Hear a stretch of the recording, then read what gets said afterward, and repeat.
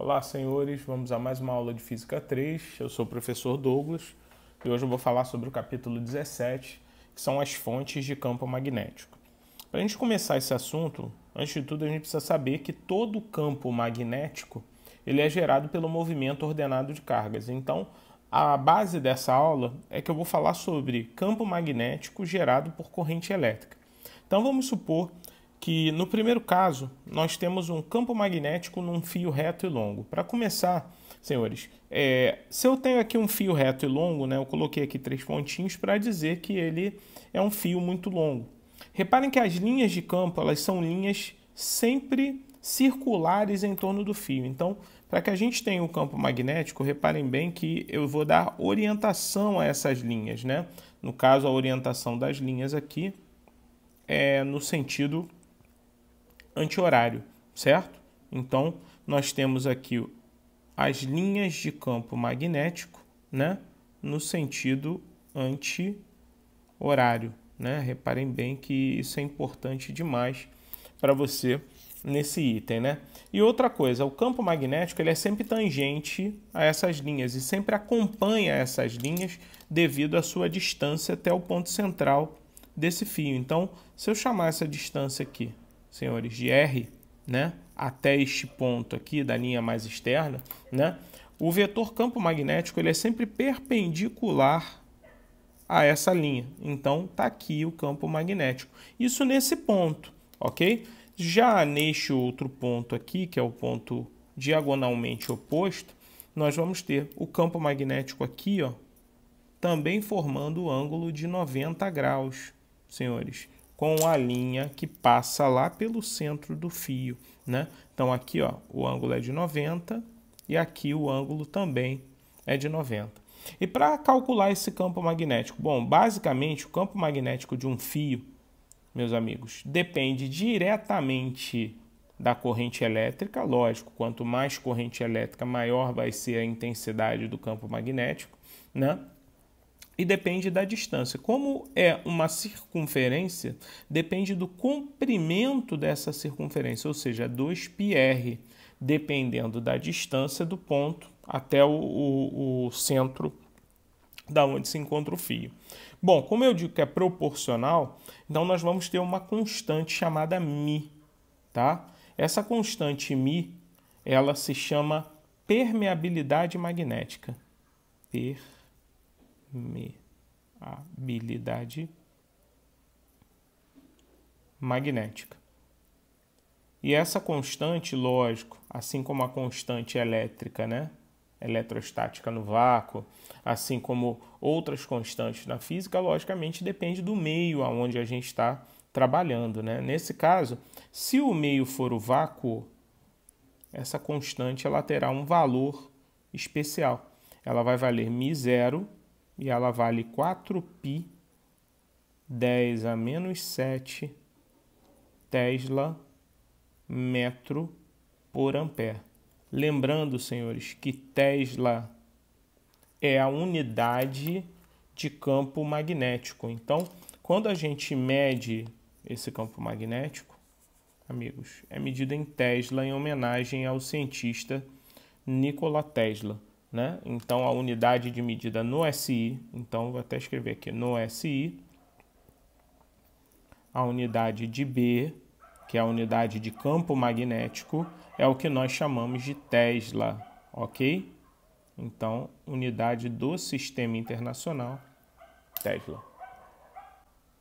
Agora nós vamos falar sobre a representação do campo magnético. Nós vamos usar a regra da mão direita a partir de agora, chamada regra do tapa, ok? Então, nós temos aqui a mão direita, onde o polegar indica o sentido do I. E a palma da mão, senhores, indica o sentido do campo magnético, né? Então, nós vamos ter aqui, ó, o vetor, né? Na verdade, a linha, né? Não um vetor, né? Na verdade, uma seta que indica o sentido do I. E a palma da mão, né? Vou até colocar aqui o M de mão, né? E a palma da mão que representa o sentido do B, que é o campo magnético. Reparem que esses dois são perpendiculares entre si, ou seja, eles formam sempre ângulo de 90 graus. A questão é que nem sempre esses vetores poderão ser desenhados de forma tridimensional. Então, se nós temos aqui, ó, o primeiro exemplo, né, eu coloquei um fio, a corrente para cima, no segundo o fio, a corrente para baixo. No terceiro exemplo, nós temos a corrente entrando, no quarto exemplo, nós temos a corrente saindo. Então, como é que nós representamos isso? Regra da mão. No primeiro exemplo aqui, ó, o exemplo A, né, eu vou colocar aqui o sentido do quê? Da corrente, e o B, ó, no ponto B é entrando. Então, nós temos um vetor que representa, logicamente, ali naquele ponto, senhores, um X, né? Então, na verdade, no ponto B, nós vamos ter um vetor campo magnético que representa um X, é o BB, né? Já no ponto A, meus amigos, reparem que a corrente elétrica ela está para cima e o tapa é para fora, né? Então, aqui ó, nós temos um vetor saindo, eu vou chamar ele de BA, né? Bom, né? Lá no outro caso, senhores, como a corrente está para baixo, né? Para baixo, o que vai acontecer? Corrente estando para baixo, ó, o sentido dela para baixo, o tapa no ponto C é para dentro. Então, entrando no ponto C é o BC, ok? Já no ponto D, meus amigos, ó, a corrente para baixo, olha aqui, ó, o B vai ser o tapa para fora, saindo, né? É um pontinho no ponto D, então é o BD, certo? Já nos pontos X, Y e Z, aí nós temos que ter a corrente em outro sentido. Aqui ela está entrando, então quando ela estiver entrando, o dedão ela tem que estar para dentro do papel, né? E o tapa, ó, para cima. Então, no ponto X, a corrente estaria para cima, esse é o BX. Já no ponto Y é o contrário, né, senhores? O tapa é para baixo, então nós temos aqui o BY para baixo. O contrário seria se a corrente estivesse saindo do plano do papel. Saindo do plano do papel, ó, no ponto Z, o tapa é para baixo. Nós temos aqui o BZ. Já no ponto W, lá do outro lado, senhores, o tapa estaria, ó, a corrente para cima, o tapa estaria para cima, né? Então, esse é o BW. Certo, senhores? Imagine agora que ao invés de um fio reto, você pega esse fio e enrole ele como se fosse uma circunferência. Daí nós chamamos, né, essa situação de uma espira circular.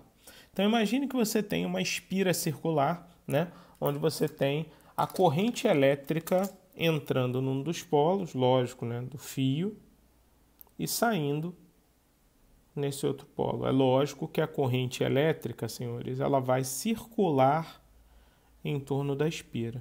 Ah, Douglas, e onde é que a gente representa o campo magnético? Bom, a gente pode representar o campo magnético aonde a gente quiser, né? Inclusive, a gente pode representar o campo magnético nessa espira no seu centro, que é onde a gente vai calcular esse campo magnético a partir de agora. Então, suponha que você tem a regra da mão direita, lógico, né? A tua mão aqui ela vai circular, o I vai circular e o tapa, nesse caso, vai estar para cima. Então, como o plano é tridimensional, reparem que aqui o campo magnético, no centro da espira, vai estar para cima, né? E é lógico que o raio da minha circunferência, senhores, está aqui, ó.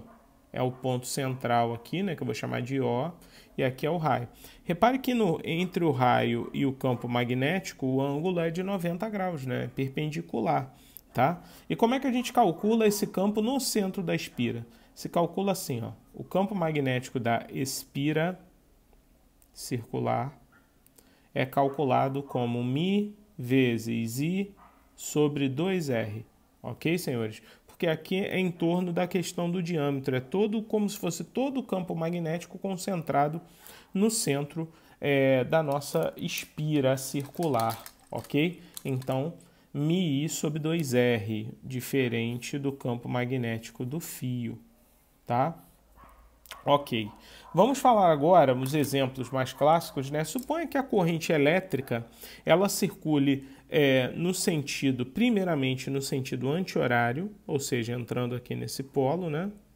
circulando no sentido anti-horário, ela entra num polo, sai sempre no outro, tá? E vamos supor que aqui, ó, ela esteja, logicamente, aqui no sentido horário, perdão, e aqui no sentido anti-horário, né? No sentido contrário ao sentido do relógio, né? Então, nós temos duas situações aqui importantes, sentido horário, sentido anti-horário. Como é que fica o campo magnético no sentido horário? Senhores, é bem simples. Pela regra da mão, ó, o dedão vem aqui, como ele gira, o tapa para dentro. Então, na verdade, o campo magnético no centro da espira é um X, ok? É um X, está aqui o B no centro da espira. Agora, se for no sentido anti-horário, a corrente agora entra aqui, ó. E se ela entra aqui, ó, ela dá a volta desse jeito no sentido do dedo, certo? E o tapa, então, tá para fora. Isso no centro da espira. Se fosse fora da espira, logicamente, o campo magnético seria outro. Ok, senhores? Tranquilo? Bom, uma coisa que é muito importante também é a gente saber quais são os polos magnéticos de uma espira, né? Quando a gente olha ela de frente, a gente olha ela de costas, como é que a gente vai saber qual é o polo magnético de uma espira? Então, eu vou colocar aqui, ó, polos magnéticos de uma espira. Bom, nós já sabemos que a corrente elétrica ela pode girar em dois sentidos, no sentido horário ou no sentido anti-horário. Eu vou desenhar aqui então, as espiras como se fossem circunferências mesmo, tá? E como se a corrente já estivesse circulando em torno delas. Então, vamos supor que nesse caso aqui, ó, no primeiro, ela gire no sentido horário, né? Aqui, ó, no sentido horário, é a corrente I, né? E aqui no sentido anti-horário, ou seja, sentido contrário ao sentido do relógio, certo? Ah, Douglas, então como é que fica os polos numa espira circular, né? Olhando ela de frente, como se ela estivesse de frente para a gente, né? Quando ela gira no sentido horário, senhores, olha que interessante, ela vai formar aqui, ó, a letra S. Olha aqui, ó, a letra S. Então, na verdade, senhores, aqui, ó, de frente para mim, nós temos o polo sul. Se eu olhasse do outro lado, logicamente, seria o polo norte, certo? Agora, vamos supor que a espira gire no sentido anti-horário. Qual é a letra que nós temos? Então, amigos, a letra que nós temos é a letra N. Olha aqui, ó. Esse não é a letra N, né? Que nós temos o sentido, ó, é no sentido anti-horário. Então, aqui de frente para a gente, nós temos o polo norte. Bem simples, né? Essa é uma representação simples dos polos magnéticos de uma espira. Vamos ao caso número 3, onde eu tenho o campo magnético de uma bobina chata. O que é uma bobina chata? Na verdade, nós temos um núcleo aqui. Esse material ele pode ser vácuo, ele pode ser ferro para potencializar o campo magnético, né? Já que é uma substância ferromagnética. E eu enrolei isso aqui com N voltas, ou melhor, N espiras circulares de raio R, né? A corrente elétrica ela entra por um polo e sai pelo outro, dado pela regra da mão direita, senhores, ó. Se a gente fizer aqui o sentido do dedão, sentido do I, o tapa vai ser dado nesse sentido. Então, na verdade, você cria aqui dentro linhas de campo. Eu vou colocar aqui as linhas de campo, né? Olha que interessante, as linhas de campo aqui, ó. Vou colocar em preto. Geralmente eu coloco em laranja, né? Mas aqui dentro eu vou colocar em preto, justamente para você perceber que o campo magnético formado aqui é um campo magnético uniforme. Senhores, é um CMU, né? É um campo magnético uniforme. Eu enrolei só aqui um pouco e aqui um pouco, mas na verdade é tudo isso aqui enrolado com as espiras, né? E reparem que as linhas que eu estou colocando aqui para vocês, elas são linhas sempre juntinhas, né? E igualmente espaçadas para que o campo magnético seja mostrado que ele é uniforme. Bom, você já viu pela regra da mão, né, que o sentido, no caso aqui dentro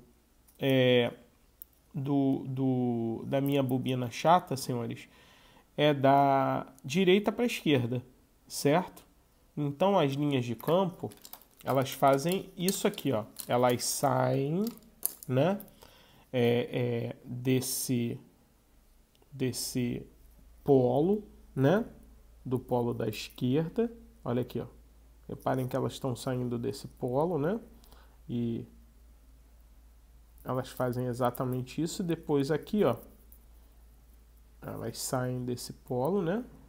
São muitas linhas, né, gente? E chegam nesse polo, né? O que é interessante é que essas linhas, elas chegam no polo e, logicamente, saem do outro, o que prova pra gente que existem polos norte e sul. Do lado de fora, senhores, é bem interessante a gente saber isso, né? É que aqui é o polo norte, do lado de fora. E aqui, senhores, é o polo sul. Já do lado de dentro da espira, o interessante é que, como eles saem do polo norte e polo sul, aqui é o polo sul e aqui é o polo norte, né, meus amigos? Então, é bem interessante isso, que eles, no interior, eles são trocados, né? Do lado de fora é uma coisa e do lado de dentro é outra. E como é que a gente calcula o campo magnético de uma bobina chata? Então, senhores, para a gente calcular o campo magnético de uma bobina, é simples. É só a gente multiplicar N vezes o campo da espira, ou seja, é NMI sobre 2R, né? Onde N é o número de voltas executadas em torno de quem? Dessa bobina, ok? Vamos a um campo magnético de um solenoide, senhores, onde o solenoide não tem nada de diferente da bobina chata, certo? Não, tem sim.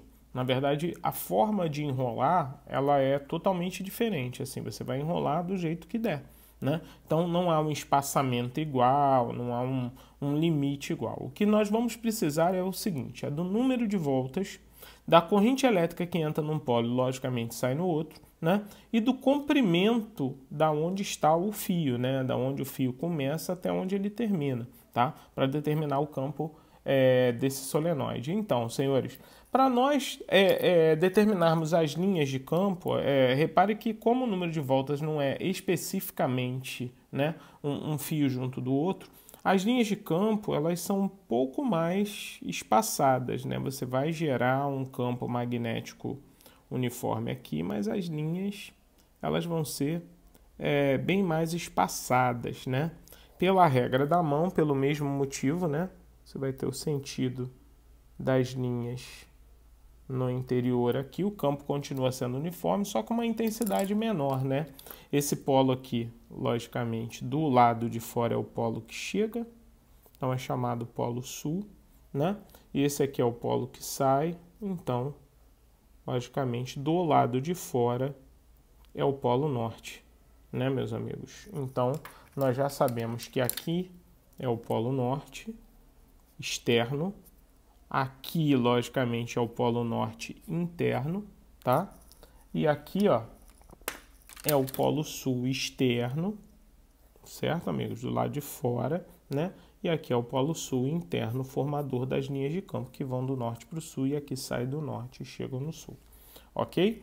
E como é que nós calculamos o campo magnético do solenoide, meus amigos? Ou seja, o B do solenoide. É simples, né? Para calcular o B do solenoide é a mesma lei, né? Nós vamos ter Mi, NI, né? Onde N é um número de voltas, né? Isso vai potencializar o meu campo magnético dividido pelo comprimento, né? Inversamente proporcional ao comprimento. Quanto maior o comprimento, logicamente, o campo magnético ele vai se diluir, né? Então, senhores, essa parte aí é a parte formadora de campo magnético. Ok? Espero que vocês tenham gostado. Um grande abraço e até a próxima. Uou.